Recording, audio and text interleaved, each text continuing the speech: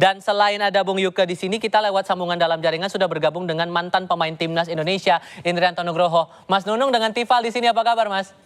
Baik, Mas Tifal, Om Yuke.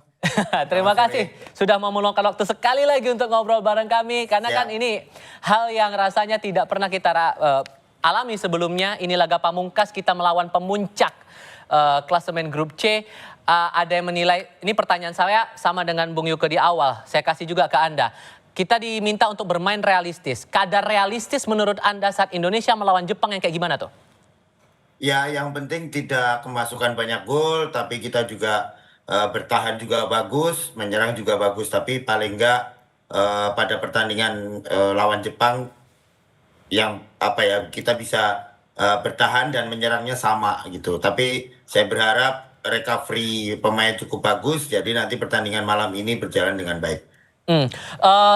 Dengan beberapa hal yang menjadi alasan Coach Kluivert pada akhirnya memilih untuk mengubah line up timnas Indonesia saat melawan Jepang hari ini. Menurut Anda terlalu berisiko tidak? Karena kan ada pandangan juga sebetulnya dari beberapa pihak, harusnya sih line up lawan Tiongkok saja yang diterapkan untuk pertandingan hari ini. Menurut Anda terlalu berisikokah dengan mengutak-atik ulang ini? Ya sebenarnya enggak juga ya Mas, karena kan kita udah pasti lolos ke putaran 4, tapi paling enggak memberikan kesempatan kepada pemain-pemain yang belum mendapatkan jam bermain yang lebih, makanya dikasih kesempatan lawan Jepang, dan semoga mereka juga bisa memberikan kontribusi untuk pertandingan malam hari ini. Dan sebenarnya saya pengen backbone-nya, jadi istilahnya tulang punggungnya itu harus ada pasti ya, JIJ, skipper, tengah ada Tom Haye, Joy Pelupesi, di Tom depan Haye ada juga Romain. kata Itu Bung aja Yuke ya. Iya, tinggalnya itu tadi sayap kanan kiri, pemain belakangnya ya mau ganti nggak masalah, tapi yang penting ada backbone-nya sudah pasti untuk pertandingan nanti di putaran keempat, Mas Tifal. So ekspektasi Anda melihat pertandingan hari ini kayak gimana, Bung? Ya saya optimis, tapi juga tidak kita tahu bahwa Jepang tim yang kuat, tim yang punya pemain yang berkualitas. Sebenarnya kita juga punya pemain-pemain berkualitas, pemain yang bermain di Eropa juga. Tapi ya itu tadi, tinggal bagaimana mentality pemain kita dan recovery yang diberikan oleh staf pelatih dalam setelah pertandingan lawan Tiongkok kemarin. Recovery-nya seperti apa? Ya itu yang membuat mereka akan lebih bugar lagi, Mas Tifal. Dan sejauh ini yang Anda baca mentality pemain kita dengan track record yang sudah ya bisa dikatakan sudah sebagus ini, perjalanannya sudah cukup tertata dengan baik atau kayaknya harus ada yang diwanti-wanti juga nih soal mentalitas itu? Ya, kalau mentality menurut saya mereka sudah terbiasa dengan kompetisi. Mereka juga sudah mulai dari pertandingan lawan Australia, Bahrain, mereka juga sudah mendapatkan pressure yang sangat luar biasa. Tapi pemain-pemain kita juga punya mentality yang bagus, dan semoga pertandingan lawan Jepang ini mentalitinya pemain kita bisa berkembang untuk pertandingan lawan Jepang malam ini. Melanjutkan pertanyaan saya sebelumnya, Bung Yuke, celah Jepang ini kita bisa manfaatkan dari bagian mana kalau belajar dari kekalahan mereka saat melawan Australia waktu itu? Ya, pertama karena Jepang tentu tidak turun dengan skuad terbaik mereka, itu kan juga bagian dari celah ya. Tapi kalau di lapangan saya kira nggak ada celahnya kecuali kita harus kerja keras dan disiplin.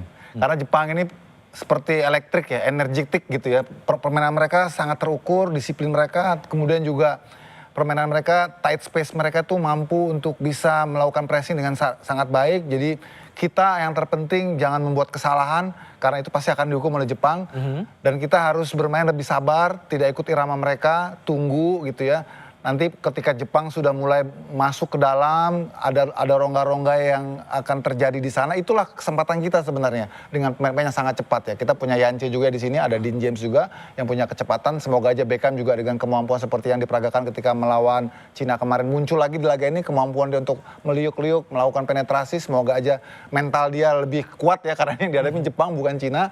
Jadi ya itu saya pikir ya sisi-sisi yang mungkin bisa kita manfaatkan. Tapi secara mentalitas menurut Anda dari pertandingan-pertandingan itu, apakah Anda sepakat juga dengan Mas Nunung bahwa melihat komposisi pemain kita banyak yang sudah menembus laga-laga di luar negara, banyak liga-liga yang dijalankan sejauh ini, mentalitas secara menghadapi kompetisi, siap berkompetisi dalam segala kondisi apapun itu sudah terbangun cukup baik? Cukup baik, saya kira sudah baik, apalagi kemarin bondingnya sudah mereka bangun ya saat kita TC di Bali, kemudian di Jakarta, itu kan persiapan yang sangat ideal. Ini kan bagian dari rangkaian itu, mempersiapkan mental kan juga bagaimana mempersiapkan bonding para pemain sehingga mereka punya kepercayaan diri satu sama lain kan. Dan itu saya pikir sangat baik untuk persiapan lawan Jepang ini dan tinggal mentalitas situasi menghadapi tekanan saja nanti di lapangan karena berbeda.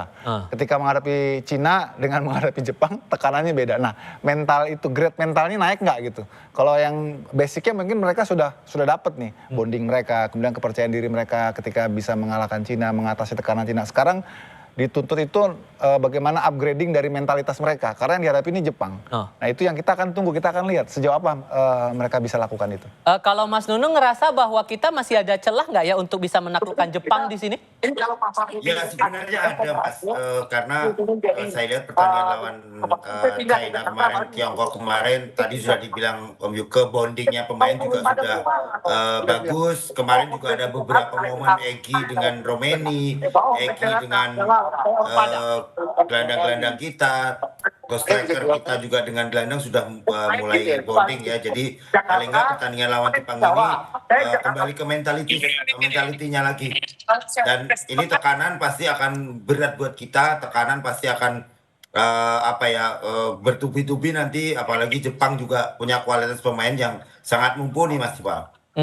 Apalagi kemarin saat konvers tampaknya kita udah ditandain juga nih sama Jepang dengan dua pemain kita. Jay Ises kemudian Ole Romeni yang sudah sukses membawa kita sampai sejauh ini. Menurut Anda kita sudah bisa cukup tenang bermain seharusnya dengan respon dari tim Jepang seperti ini? Atau justru ada hal lain yang diwaspadai? Jawabnya nanti. Kita akan lanjutkan lagi diskusi ini sambil kami ajak Anda untuk melihat visual dari Osaka, Jepang dan Gelora Bung Karno, Senayan, Jakarta.